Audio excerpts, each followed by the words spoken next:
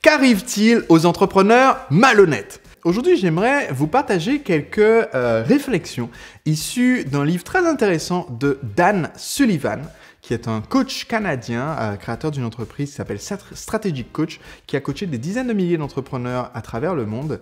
Et Dan Sullivan est l'auteur d'un mini-livre qui s'intitule « Never own anything that eats while you sleep ». En français, ça veut dire « Ne possédez jamais quoi que ce soit qui mange pendant votre sommeil ». En fait, ce livre, il est intéressant à double titre. Premièrement, il est intéressant par son contenu dont je vais parler dans un instant. Et deuxièmement, il est aussi intéressant par son format. Parce qu'en fait, ce livre a été réalisé par le staff de Dan Kennedy, son équipe en fait qui assiste à toutes ses conférences, ses ateliers, ses séminaires et ses formations. Et en fait, quelqu'un de l'équipe a pris le temps de noter les meilleures réflexions et citations de Dan Sullivan pendant une certaine période de temps, et ensuite de les regrouper dans un mini-livre. Donc en fait, il s'agit d'un livre de citations, tout simplement, voilà, avec des chapitres répartis par thème. Et sur chaque page, vous avez juste une petite citation comme ça de Dan Sullivan. Donc c'est un livre de citations de Dan Sullivan qui n'a pas été écrit par Dan Sullivan, mais écrit par des gens qui ont écouté Dan Sullivan faire ses conférences. Je trouve juste que c'est un concept génial.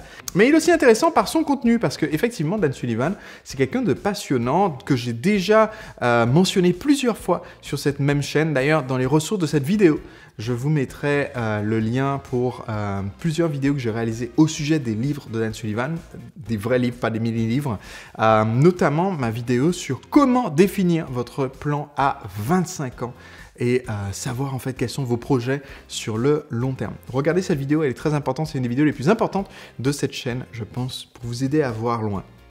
Et donc, je vous ai dit que je voulais vous partager quelques-unes des réflexions issues de ce livre. Comme vous le savez, je corne les pages des livres que j'aime bien, donc je l'ai littéralement massacré. Et au hasard, j'aimerais vous en mentionner quelques-unes et terminer sur la question qui est le début de cette vidéo, qui est « Qu'est-ce qui arrive aux entrepreneurs malhonnêtes ?» Donc, une des phrases qui m'a le plus marqué dans ce livre, c'est « Il est plus satisfaisant d'être utile aujourd'hui que de passer à la postérité. » Mais en fait, à la postérité, en fait, vous serez mort. Et donc, l'intérêt de graver votre nom dans le marbre et que les gens s'en souviennent plus tard est zéro pour vous. Mais même si on se dit, ok, je voudrais que les gens soient reconnaissants pour ce que je leur ai amené, mais en fait, concrètement, en termes de bonheur et d'expérience de vie, un livre très intéressant de Michael qui s'intitule Flow, F-L-O-W, dont j'ai déjà parlé sur cette chaîne YouTube, explique qu'en fait, ce qui fait qu'on est heureux, après de nombreuses études scientifiques, ce qui fait qu'on est heureux, c'est notre expérience du moment présent. Et notre expérience du moment présent est davantage liée à notre capacité de concentration et à ce que nous faisons, et à cette sensation de création et cette sensation d'être productif, et cette sensation d'avancer qu'on a dans l'instant où on est plongé dans une action qui fait qu'on ne voit pas le temps passer. Ça, c'est beaucoup plus corrélé à notre bonheur que des expériences qui viennent du milieu extérieur, comme le fait, par exemple, que quelqu'un vous dise « merci ». Et donc, c'est pour ça que c'est plus intéressant, en fait, de faire quelque chose qui soit utile, même si vous n'avez pas la chance d'être encore présent pour qu'on vous remercie des résultats. Par exemple, quand je fais les vidéos comme ça sur YouTube, quand je fais des podcasts, quand j'envoie des contenus, je sais que certaines personnes vont répondre aux emails de la newsletter en disant merci, ou certaines personnes vont mettre dans les commentaires de la vidéo, vont répondre merci, et j'en suis toujours très content, je réponds régulièrement, pas à tous les commentaires, mais je réponds quand même à pas mal de commentaires. Mais en fait, je suis conscient que ces vidéos, ces contenus, les livres, les emails, etc.